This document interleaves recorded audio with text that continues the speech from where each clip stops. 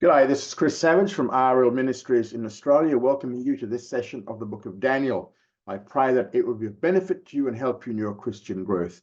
Thank you for coming along. Thanks for coming along. In this session, we're into session 5. We're going to look at going on from chapter 2, verse 46 down to chapter 3, verse 18. Last session, we finished off looking at the interpretation of Nebuchadnezzar's dream by Daniel and his three friends. Nebuchadnezzar was a king of, he is the king of kings, the head of gold, first Gentile empire given by God, the whole inhabited earth if he wanted it, but he didn't take it up. After Babylon came the Medo-Persian Empire, which was inferior to the Babylonian Empire. That was under Cyrus the Great. That's a chest and arms of silver. Another kingdom followed Medo-Persia. That was the Hellenistic Empire under Alexander the Great. That was a kingdom of brass, belly and thighs. This one was also given the right to rule over the entire inhabited world, but he didn't take it up either. His generals said, no more fighting, we've had enough. This was followed by another empire, which is what we term the Empire of Imperialism. This represents the Roman Empire from 63 BC up until about 364 AD. It started off in a united stage, but later it divided into east and west divisions. And we're going to see it later on in our time, split into 10 divisions. Now, this empire was represented by 2 legs of iron, which then moved down into feet, and 10 toes, which was part iron, part clay. Now, during this 10 division stage, there's a 5th kingdom set up, but this is the Messianic kingdom, which is represented by a stone cut without hands. It's a symbol of the Messiah, which will break in pieces and consume all these kingdoms, these Gentile kingdoms, which went before it, destroying the Gentile empires. And then this kingdom, the kingdom of God, rules and shall never be destroyed. Now, God has now made known to Nebuchadnezzar future things. He says to him, through Daniel, this dream is certain, and the interpretation is sure. Okay, so let's kick off into today's session. We're going to look at Daniel's reward, which goes from verse 46 to 49. Then the king Nebuchadnezzar fell upon his face and worshipped Daniel, and commanded that they should offer an oblation and sweet odors unto him. The king answered unto Daniel and said, of a truth your God is the God of gods and the Lord of kings, and a revealer of secrets, seeing you have been able to reveal this secret. That was a dream and interpretation. Then the king made Daniel great and gave him many great gifts, made him to rule over the whole province of Babylon, and to be chief governor over all the wise men of Babylon. And Daniel requested of the king, and he appointed Shadrach, Meshach, and Abednego over the affairs of the province of Babylon. But Daniel was in the gate of the king. So in this concluding section of chapter 2, because of Daniel's ability to tell the king what he had dreamed and the interpretation of that dream, several things happened. In verse 46, we now read of Nebuchadnezzar's worship. It says the king fell upon his face before Daniel. This is King Nebuchadnezzar. Regardless of the circumstances, kings do not typically bow down before captives. So this is actually a picture of what will be true eventually when God establishes his kingdom, and Gentile powers will be humbled before Israel. So this is a bit of a picture of what's going to happen. And that is what will happen when the kingdom of Jesus is established. So this is just a bit of a foretaste of that. So when Nebuchadnezzar, the head of gold, the first king of the first Gentile empire, the great Babylonian, bowed himself before a Jew who was a slave in Babylon, this is the thing. This is what we're going to see. Also, we read here that he worshipped Daniel. Now, this does not mean that he thought that Daniel was some sort of a god. That's not what it means here, because we need to think about Babylonian theology or Babylonian thought. To bow before someone means that you are worshiping the God that that person represents. So, from the Babylonian perspective, It means Nebuchadnezzar worshiped the God whom Daniel represented, the God who gave Daniel the secret of the dream. Now, since Daniel is God's representative, the king bows himself before the representative of that God. Now, not only is he bowed down before Daniel in worship of the God that Daniel represents, but he also offered sacrificial offerings of an oblation and sweet odors unto him. That's unto Daniel. In verse 47, Nebuchadnezzar now honors the God of Daniel, and he points out three things about him. First of all, Daniel's God is the God of gods. Second, he is the Lord of kings. And third, Daniel's God is a revealer of secrets. And the evidence that these three statements are true, he says, is seeing you have been able to reveal this secret. So what we see here is that there's nothing in what Nebuchadnezzar is saying here which would contradict the theology of the polytheism that Nebuchadnezzar held to.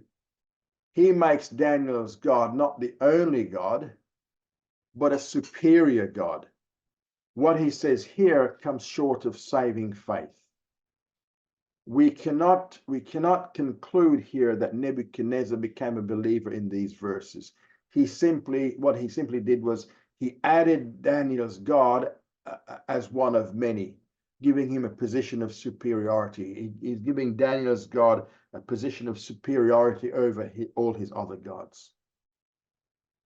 Now, the act of faith that would save him would be to make Daniel's God the only God. And if he'd come to the realization that Daniel's God was the only God and then worshipped him, that would be an act of faith. But he stopped short of saving faith. But he does recognize Daniel's God to be a revealer of secrets, because he was able to reveal the dream and its interpretation to Daniel, which none of Nebuchadnezzar's wise men could do. And then in verse 48, Daniel now receives his reward. So the king made Daniel great and gave him many great gifts. So this means now that he elevated him to a high position, and he made him rich, made him wealthy. He now appoints him to two specific positions, both of which we'll see will have a lot of value later on. First of all, he makes him chief ruler over the whole province of Babylon. Now, the whole Babylonian empire was divided into provinces and tribal territories. So Daniel here is not given rule over all the empire, but just over one province. But this province of Babylon was the most important because that's where the capital city of Babylon was situated. And this was the ruling province that Daniel had a rule over. So Daniel, having this high position at this point, he can now look after the welfare of the Jewish captivity, which is going to come later on in the second deportation of 597 BC, and then later in the third deportation of 586 BC. Remember now, at this point in time, at this first deportation, which is 604 BC, only a few members of the royal house and the nobility were taken captive. Amongst them was Daniel and his three friends. It was after Daniel's appointment as a chief over the province of Babylon that the second deportation occurs in 597 BC. And now at that time, thousands more Jews would be transported to Babylon, and then still later on, at the third deportation in 586 BC, most of the remaining Jews would arrive in Babylon as slaves. So at that time, because of his high position, Daniel will be able to look out for the welfare of his own people. You just got to cast your mind back to Joseph in the days of Egypt, similar situation. The second position he is given is to be chief governor over all the wise men of Babylon. Now, remember, with him bringing the dream and interpretation, he saved the heads of all the wise men of Babylon, including his own and his three friends' heads. So he just saved all the lives of the members of the Babylonian school of astrology. And now, as a reward for this dream interpretation, he becomes their official head. He's now the one to whom they have to answer. Now, the ramification of Daniel's new position will continue all the way down to the Gospel of Matthew. Now, even though Daniel has become the head of the school of astrology, remember, Daniel does not worship the stars, okay? But he continues witnessing that he worships the true God in heaven, the God of Israel. And as a result of his witness and his testimony, many of those under him will exercise real faith and will become believing wise men. They'll no longer worship the stars, but they'll worship the God of Daniel, who is the creator of the stars. So it is to those wise men that Daniel will eventually write this book, which we are now studying. Now, contained, when we get down to chapter 9, will be the exact date of the first coming of the Messiah. And that is why we find in Matthew chapter 2, verses 1 to 2, we find wise men from the east in Jerusalem. Now, whenever the Bible speaks about the east in the Bible, it always means Babylonia. Why? Because Babylonia is to the east of Israel. So we have Babylonian wise men coming to Jerusalem to worship the newborn king and asking, where is he that is born king of the Jews? So Daniel's influence in this second high position is going to have far-reaching ramifications all the way into the New Testament. Remember, Jesus said, if you believe what Daniel wrote, Now, finally, in verse 49, we have the remembrance of Daniel's friends. And Daniel requested of the king. So Daniel's request now to the king, his three friends, Hananiah, Mishael, and Azariah, who had joined him in his prayer for the dream and interpretation, are now remembered by Daniel. And they're also given positions of authority in the province of Babylon.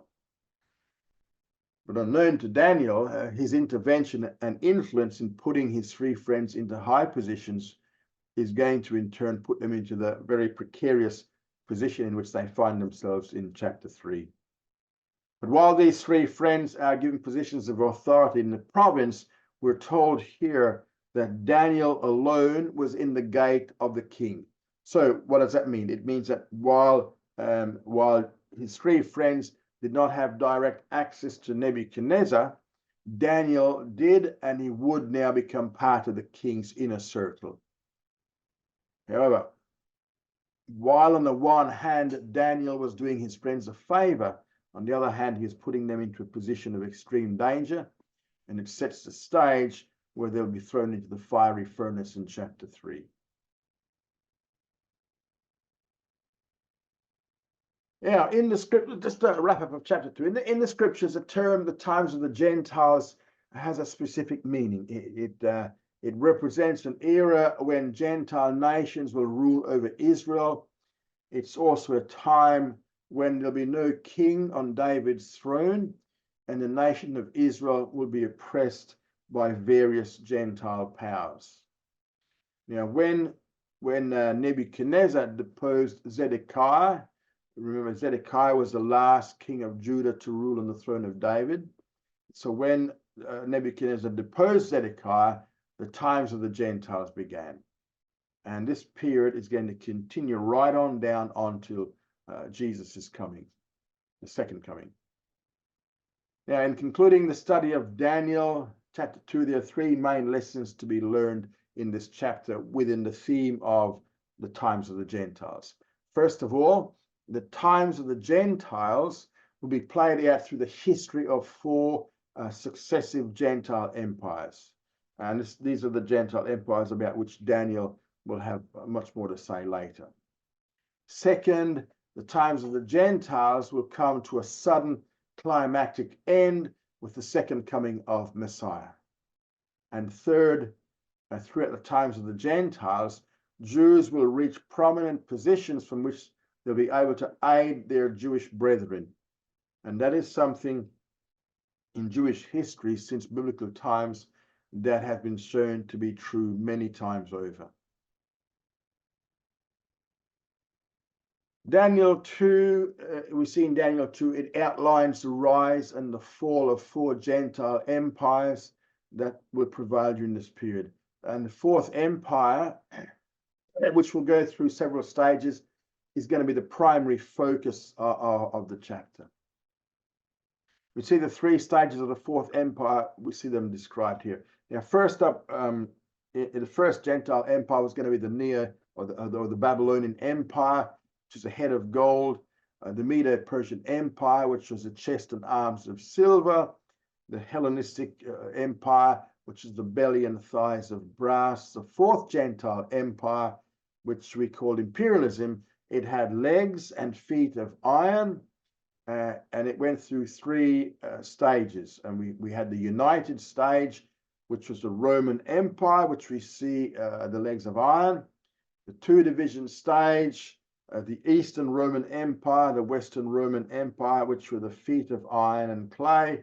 And then we have the 10-division stage, which are the 10 kingdoms, which are the 10 toes of iron and clay. And then lastly, or 5th, we have the Messianic kingdom, which was the stone, which struck this image on the feet, and that's the Messianic kingdom with the second coming of Jesus. Now, Daniel 3 records the construction of this huge golden statue on the orders of Nebuchadnezzar. Now, remember, he had this dream of this image with all these various metals in it, and he remembered these, and especially after he learned from Daniel that he himself represented the golden head. So what does he do? He's going to build a huge golden statue. Okay. The golden image of Nebuchadnezzar, we're going to look at in chapter 3, verses 1 to 30. First up, we'll just look at the verses 1 to 7, where we see the decree of worship. Nebuchadnezzar, the king, made an image of gold, whose height was 60 cubits, the breadth thereof 6 cubits. He set it up in the plain of Dura in the province of Babylon. Then Nebuchadnezzar the king sent to gather together the satraps, the deputies, and the governors, the judges, the treasurers, the counselors, the sheriffs, and all the rulers of the provinces to come to the dedication of the image which Nebuchadnezzar the king had set up. And the satraps, the deputies, and the governors, the judges, the treasurers, the counselors, the sheriffs, and all the rulers of the provinces were gathered together onto the dedication of the image that Nebuchadnezzar the king had set up. And they stood before the image that Nebuchadnezzar had set up. Then the herald cried aloud, "To you it is commanded, O peoples, nations, and languages, that at what time you hear the sound of the cornet, the flute, harp, sackbut, psaltery, dulcimer, and all kinds of music, you fall down and worship the golden image that Nebuchadnezzar the king has set up. And whoso falls not down and worships shall the same hour be cast into the midst of a burning fiery furnace. Therefore, at that time, when all the peoples heard the sound of the cornet, flute, harp, sackbut, psaltery, and all kinds of music, all the peoples and nations and the languages fell down and worshipped the golden image that Nebuchadnezzar the king had set up." Okay. Here we have in verse 1, Daniel tells us about the erecting of an image of gold. So this is Nebuchadnezzar's response to his own dream back in chapter 2. Remember, we saw there that he had dreamed of a magnificent colossus composed of various metals such as gold, silver, bronze, iron mixed with clay. And in his interpretation of the meaning of that image, Daniel had told Nebuchadnezzar back in chapter 2, verse 38, that he was the head of gold, and he was representing the Babylonian Empire. However, Daniel clearly pointed out that the Babylonian Empire was going to be of only temporary duration. It was only going to be for a while. Sooner or later, it was going to be displaced by a second empire represented by the arms and breast of silver. And we know from history that that was going to be the Medo-Persian Empire. In the course of time and after a series of events, when Nebuchadnezzar decided to do something about his dream, he makes an image of his own, but this one is entirely of gold. Perhaps it was similar to the image that he saw in his dream. Now, what is this? This is actually an act of defiance on his part. Why? Because he's trying to show that despite what Daniel's interpretation of the dream was, and that was that the Babylonian Empire was just one of 4 empires, by making his image all of gold, he was asserting that only the first statement in the interpretation of Daniel's prophecy will be true. Babylon, the city and the empire which he had built, is going to last forever. Well, that's what Nebuchadnezzar believed. And verse 1 notes, Nebuchadnezzar the king made an image of gold whose height was 70 cubits, the breadth 6 cubits. He set it up in the plain of Dura in the province of Babylon. Now, for your info, this translation which we're using follows the Masoretic text. The Septuagint version, which is, we see LXX. The Septuagint is a Greek translation of the Old Testament made in about 250 BC. And it was based upon older Hebrew text. Now, the Septuagint renders the verse as follows. In his 18th year, Nebuchadnezzar the king made a golden image. So it's not what is said in the Masoretic text. The Septuagint tells us that this event occurred in the 18th year of Nebuchadnezzar's rule. Now, if that statement is true, it means it came right after the fall of the city of Jerusalem. Because if we go back into 2 Kings 25 verse 8, now 2 Kings 25:8 uses the Jewish reckoning of time. Remember, Jews and Babylonians have a different reckoning of time. So 2 Kings 25:8 uses the Jewish reckoning of time, and there we're told that Nebuchadnezzar destroyed Jerusalem in the 3rd deportation in his 19th year. So chapters 1 and 2 of the book of Daniel occur between the 1st and 2nd deportations to Babylon. That's 1 and 2 is between the 1st and 2nd deportations. Remember, 1st deportation took only members of the house of David and some of the nobility. But Jerusalem and the temple were left standing. Now later on, we had the 2nd deportation, and this time Ezekiel the prophet was taken along with 20,000 skilled workers. But again, the temple in Jerusalem were left standing. But when Zedekiah, the king whom Nebuchadnezzar had personally placed upon the throne in Jerusalem, when he rebelled against him in 586 BC, Jerusalem and the temple were destroyed, and the 3rd deportation occurred.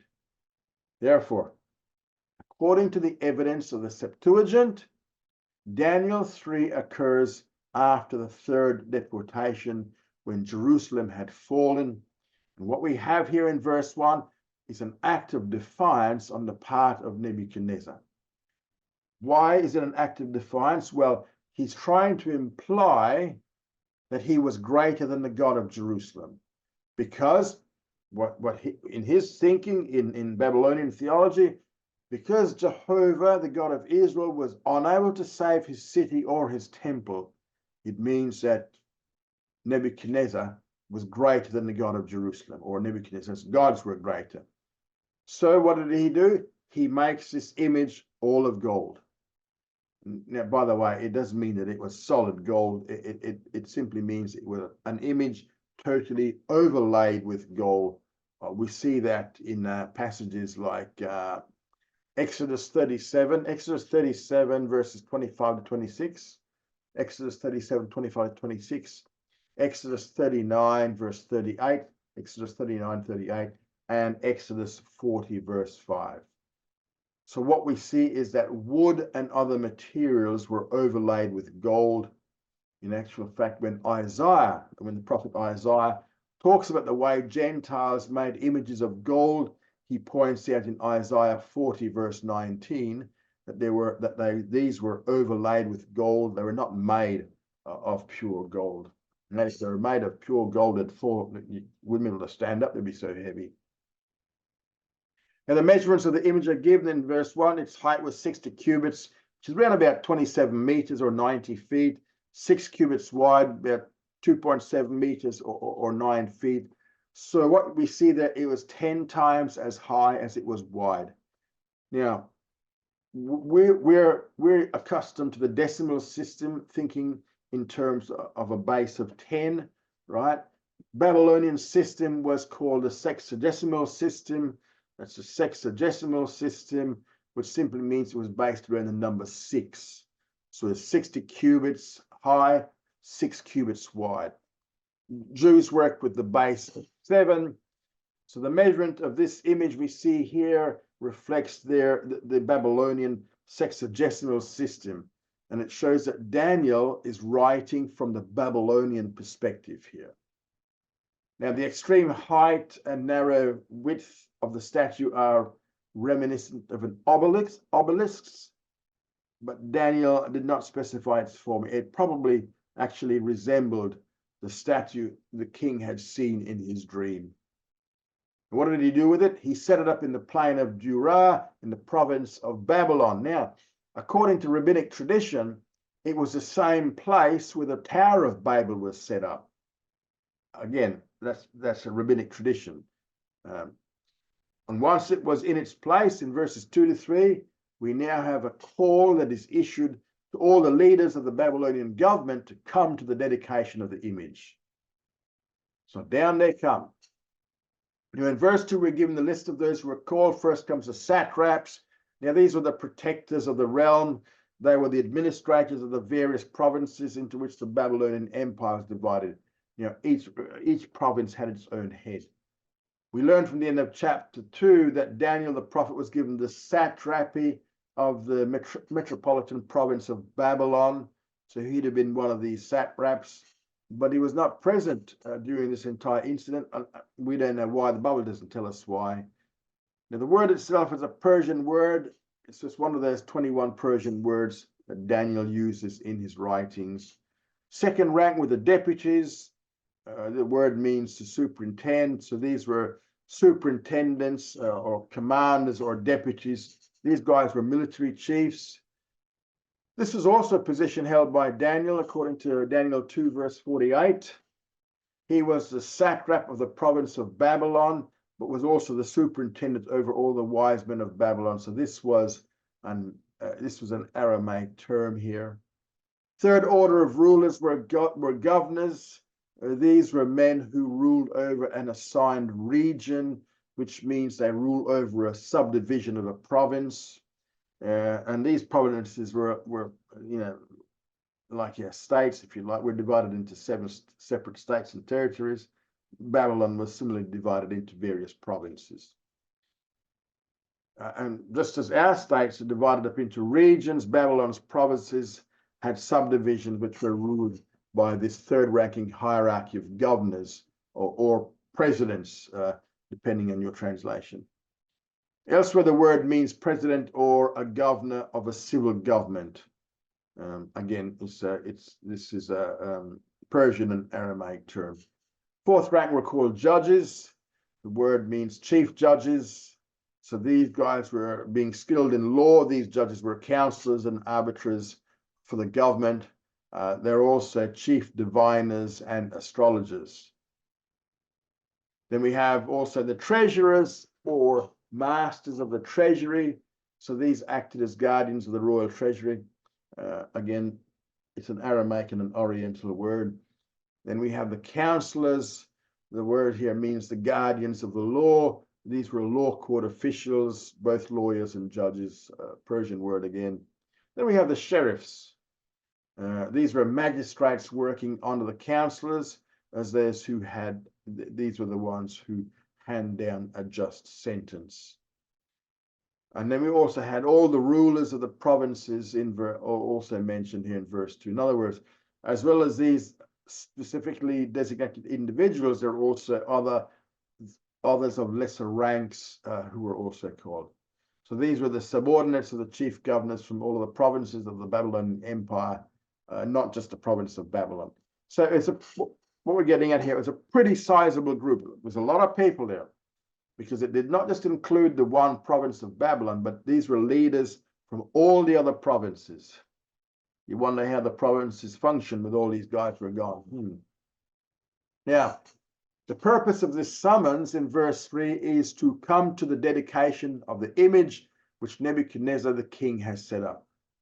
Now, we should note carefully here that the invitation said nothing whatsoever about the worship of this image.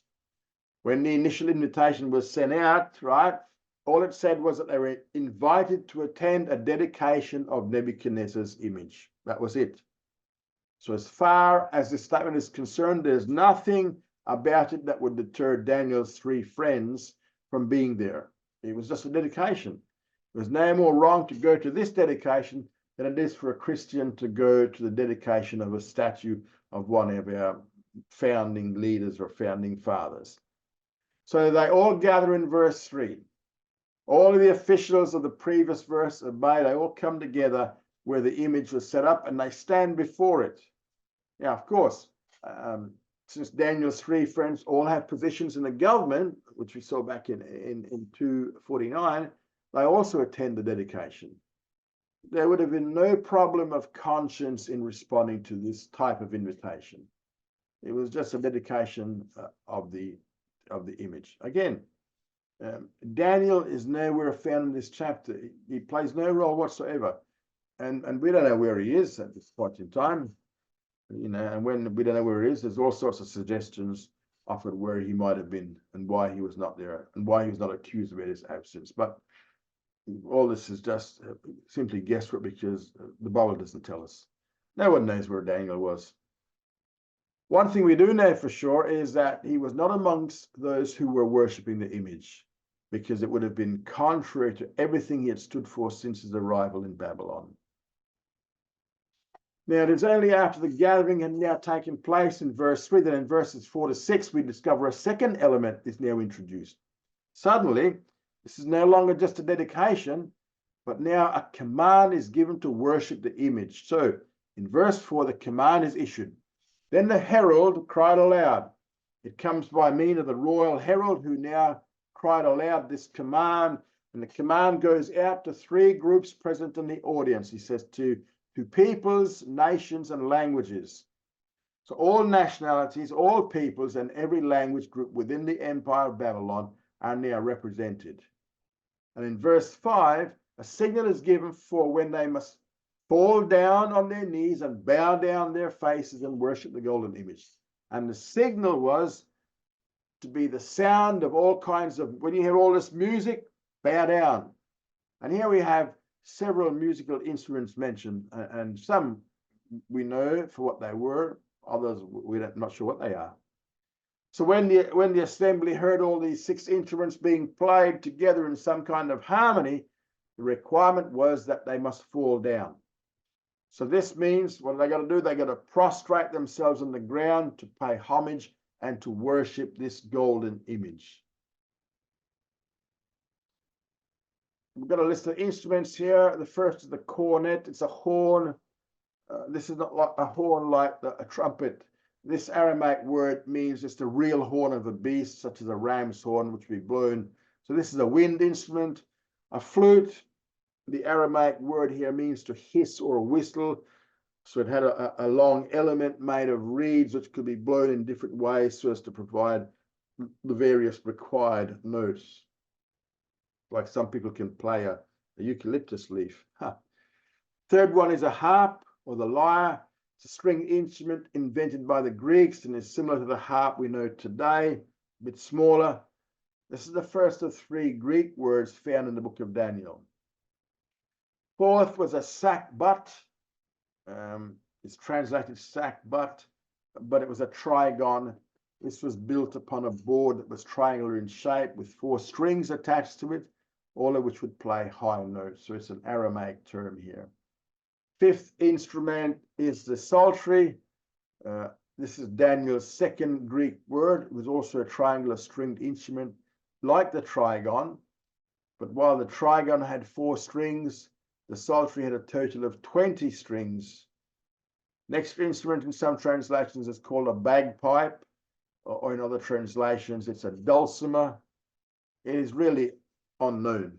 It's another Greek word, but it could refer to one of these 2 types of instruments, not sure. If it was a bagpipe, it would make it a wind instrument, or it could actually be a dulcimer, in which case it would be a stringed instrument. We don't know. In fact, our English word symphony comes from this Greek word. Whatever it was just another musical instrument. Yeah, question that is being raised is this. Why does Nebuchadnezzar want all of this? It is based upon the pagan motto of that day. It comes at a point in his reign when he had conquered a number of different peoples. He conquered a lot more, but he has subjugated quite a few by this time.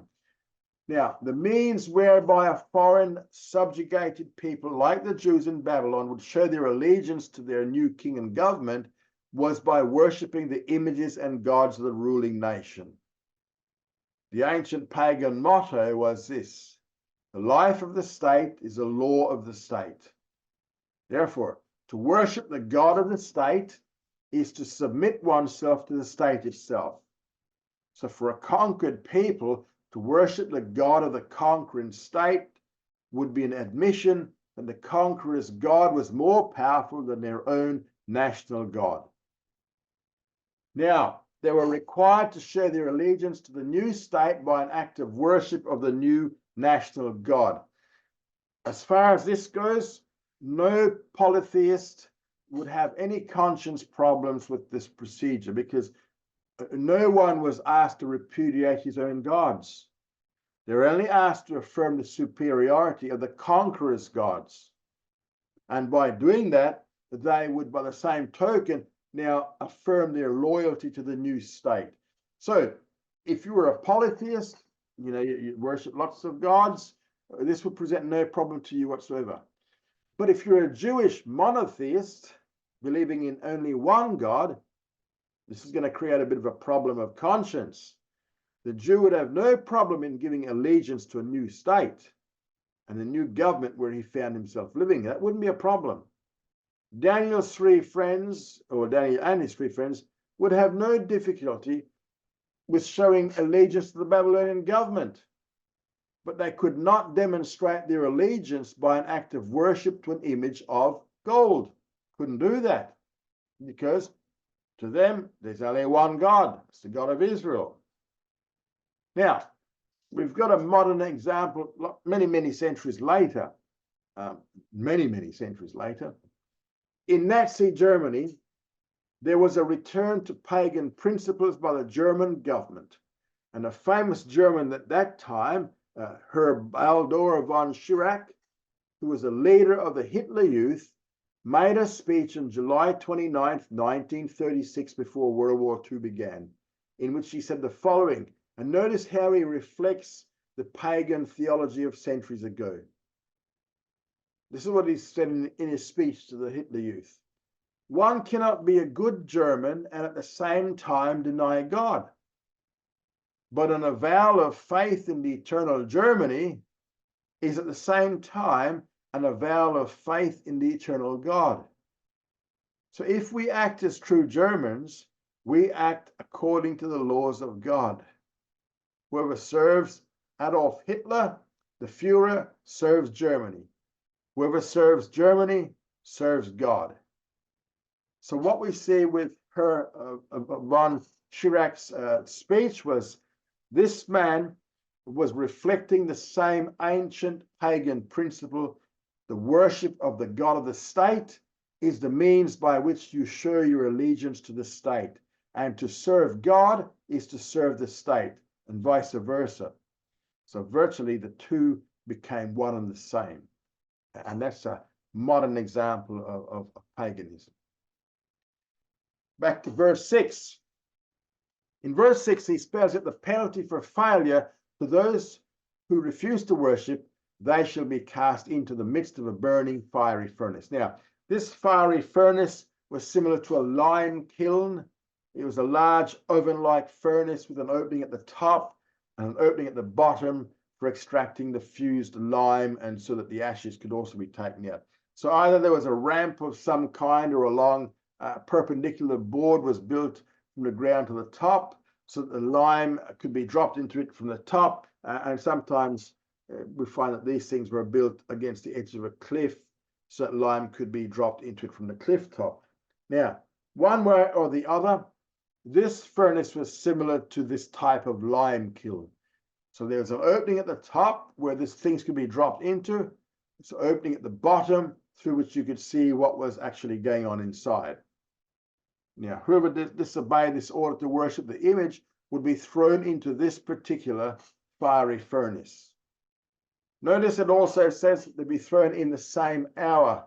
So this means the furnace was very nearby where the image was set up in the plain of Dura, so that the sentence against any act of disobedience could be carried out immediately. You had a choice.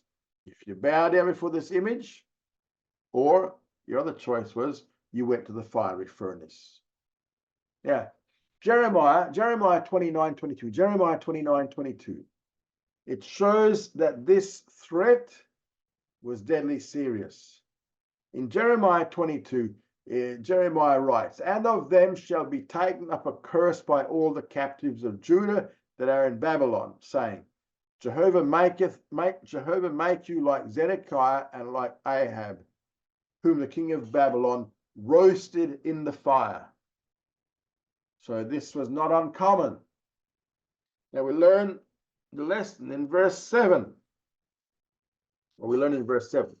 "Therefore, at that time, when all the peoples heard the sound of the cornet, flute, harp, sackbut, psaltery, and all kinds of music, all the peoples, the nations, and the languages fell down and worshipped the golden image that Nebuchadnezzar the king had set up." So in accordance with the law, all the peoples, nations, languages, they all complied. We're not going to get roasted. So when they heard all this music, being polytheists, they bowed down. Well, what's another god to add to our list of gods? However, Daniel's 3 friends were also there, and these 3 Jews did not bow down. They remained standing, and they were quickly noticed, which now leads to the second segment in verses 8 to 12. This is the accusation against the Jews. "Wherefore, at that time, certain Chaldeans came near and brought accusation against the Jews. They answered and said to Nebuchadnezzar the king, O king, live forever. You, O king, made a decree that every man that shall hear the sound of the cornet, flute, harp, sackbut, psaltery, and dulcimer, and all kinds of music, shall fall down and worship the golden image." Verse 11. "And whoso falleth not down and worshippeth shall be cast into the midst of a burning fiery furnace. There are certain Jews whom you have appointed over the affairs of the province of Babylon, Shadrach, Meshach, and Abednego. These men, O king, have not regarded you. They serve not your gods, nor worship the golden image which you have set up." So in verses 8 to 12, because these 3 men did not fall down, an accusation is now made against them. Now, apparently, it would mean that King Nebuchadnezzar didn't see the incident himself, because these guys had to make it known to him. And we learn in verse 8 that certain Chaldeans came near. Remember, the Chaldeans were the true-blooded, blue-blooded Babylonian nationals. But also remember that there were occupational Chaldeans. And of course, from chapter 2, we know that they owed their lives to another Jew called Daniel. In fact, these 3 Jews as well, because they had prayed with Daniel regarding the dream and the interpretation, which saved the lives of all these wise men. Now, the way verse 8 reads, these particular Chaldeans are not like these 3 people because they were Jews. Certain of them, not all, but some of them had developed a strong strain of anti-Semitism. Notice they brought accusation against the Jews. So this emphasizes its anti-Semitic character. And the word for accusation here in Aramaic means they ate their pieces. Now, to accuse someone is to devour them piecemeal. And slander and malicious accusations were looked upon in this Aramaic term as devouring the accused piece by piece. Just wouldn't let it go. In verses 9 to 11, in order to devour the Jews piece by piece, these Chaldeans approached King Nebuchadnezzar. And their approach was polite at first. "O king, live forever." After the formal approach in verse 9, they remind him in verse 10 that he had made a decree that everyone should worship the image upon hearing the music. They then repeat his decree word for word. "You, O king, have made a decree that every man that shall hear the sound of the music shall fall down and worship the golden image, and whoso falleth not down and worshipeth shall be cast into the midst of a burning fiery furnace." So in verse 11, they point out that he did promise in that decree to punish those who failed to do so by casting him into a fiery furnace.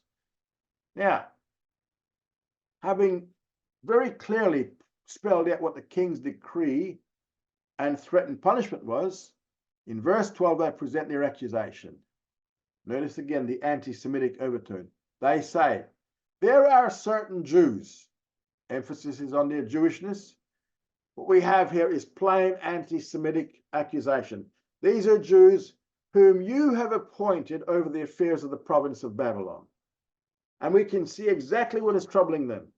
They're resenting the fact that King Nebuchadnezzar, who was a Chaldean and a Babylonian himself, would dare to appoint Jews to high positions of authority. And this was in the chief province of Babylon. How could they appoint Jews over us? They didn't like that. So now they make an indirect accusation against Nebuchadnezzar because they emphasize, "It is you, King Nebuchadnezzar, who appointed Jews to these high positions. It's your fault." So having spelled out their anti-Semitic basis for their accusation, and having shown their resentment for Nebuchadnezzar's appointment of these Jews to such high places of authority, at the end of verse 12, they bring three specific charges against them. First, they say they have not regarded you. This means that they're accusing these three Jewish men of not having any respect for the one who had appointed them to their high office. This accusation, of course, is not true. These three Jewish men do have respect for Nebuchadnezzar because they recognize that in spite of his paganism, he is the one whom God appointed to have the rulership of the Babylonian Empire. And as such, he is the rod in God's hand by which he's punishing the people of Judah. They understood that. The second accusation, the Jews understood that. The second accusation is, "They serve not your gods." Well, by this time, Nebuchadnezzar's experience with Daniel and his three friends would have already taught him this was true.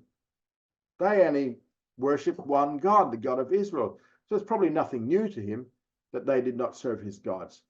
It's their third accusation that's the real killer in this respect. He says they do not worship the golden image which you have set up. So they point out that these Jews are being disobedient to the decree of the king. And having stated their accusations, we now come to the testimony of the three Jews. And this is in verses 13 to 18. And we see first up the challenge to Nebuchadnezzar in verses 13 to 15. Then Nebuchadnezzar, in his rage and fury, commanded to bring Shadrach, Meshach, and Abednego. Then they brought these men before the king. Nebuchadnezzar answered and said unto them, "Is it of purpose, O Shadrach, Meshach, and Abednego, that you serve not my God, nor worship the golden image which I have set up?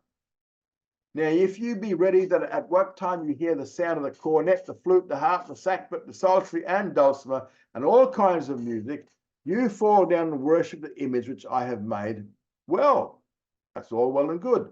But if you worship not, you shall be cast the same hour into the midst of a burning fiery furnace. And who is that God that shall deliver you out of my hands?" In verse 13, after the king hears the accusation of these Chaldeans, his response was very emotional. He indulges in rage and fury, being totally under the control of his emotions. And he's able to think things through clearly. So he commands that Shadrach, Meshach, and Abednego be brought before him. And before long, all three of them were arrested and brought to stand before Nebuchadnezzar. And in verse 14, He presents a charge against them. Is it of purpose? This means, is it true? Is it true, first of all, that you serve not my God? And second, that you worship not my golden image? Now remember that Nebuchadnezzar owes absolutely nothing to these three men. Their appointment to their high position was at Daniel's request. The king is indebted to Daniel, but not to these three Jews. Rather, they are indebted to the king for agreeing to Daniel's request and placing them in high positions. And since they're indebted to him, he asks why it is they are showing such disloyalty to the Babylonian state by refusing to bow down before this image. And they'll tell them, Nebuchadnezzar is not willing to give sentence against them immediately. So in verse 15, he gives them a second chance. He tells them, if you're now ready to fall down at the sound of the music and worship the image, then it's going to be okay. It'll all be well with you. You'll be set free. They can maintain their positions and everything would be fine. But if not, then the penalty would indeed be imposed. But then comes a challenge which is issued at the end of verse 15. Who is that God that shall deliver you out of my hand? Now, remember, well, this is a pretty stupid challenge to make. Once again, remember that these are words of defiance in light of what happened in 586. Remember, in Nebuchadnezzar's eyes, the God of Jerusalem, where these guys came from, was not able to save his city. He was not even able to save his own temple because Nebuchadnezzar destroyed it. So this, now, what we see here is in contrast to what he said about this God back in chapter 2, verse 47, chapter 2, 47, when he had not yet destroyed this God's temple and city. What did he say? Chapter 2, 47 says, of a truth, this is Nebuchadnezzar speaking, of a truth, your God is the God of gods and the Lord of kings and a revealer of secrets. There you go. But now that he has done that, now that he's destroyed the temple and the city, he thinks he can defy that God. In his thinking, if Jehovah was unable to save Jerusalem and his own temple, he could certainly do nothing to save the lives of these three men.